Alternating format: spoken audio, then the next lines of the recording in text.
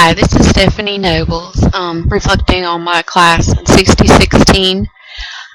Three things I'd like to take away from the class are the different tools that I learned to use.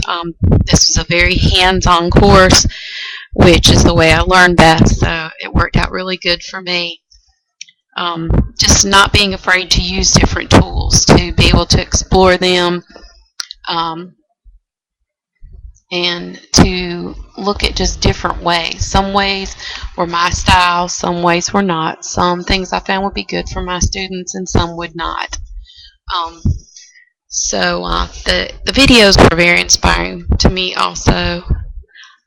Something else was just, it really helped me to realize that I need to be more of an independent learner, to not be scared to take that risk on my own, to make a mistake. And that's the thing I most want to remember, is that I want to create independent learners in my classroom.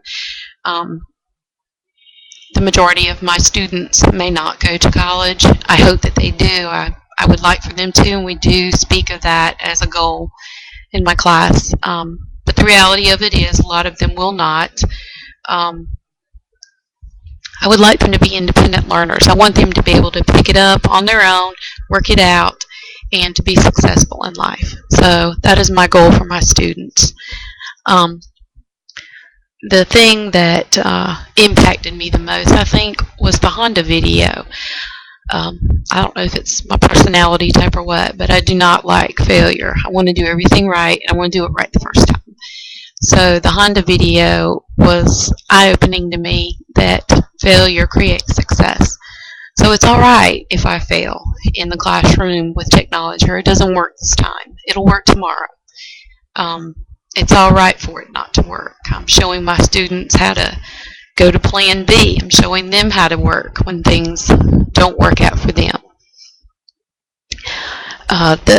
The TED Talks were really great. I really liked Sir Robinson. He was very funny. I also liked his talk about ADHD. It is not a plague. I thoroughly believe that ADHD is overused, the medication is overused, and we are drugging our students to make them sit and focus on something that may or may not even help them learn. Just because they're sitting quietly does not mean they're learning.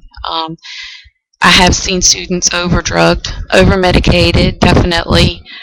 And I've seen students become so addicted to the drug when they don't have it, they tell you, well, I'm doing this because I haven't had my medicine today. It becomes an excuse, an addiction that they can't behave without it because they're so used to having it. And it's really sad that that's happening in our country. I'm just really glad that I've become more familiar with technology. I'm using it in my classroom a lot more.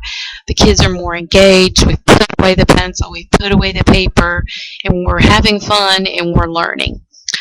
I've not had any administration come in while I've been doing these new things, so I'm kind of nervous about that because I don't know how they'll react.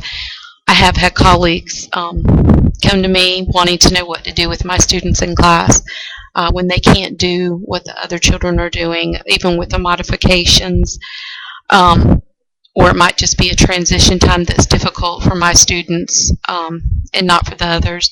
I've been able to give them helpful websites.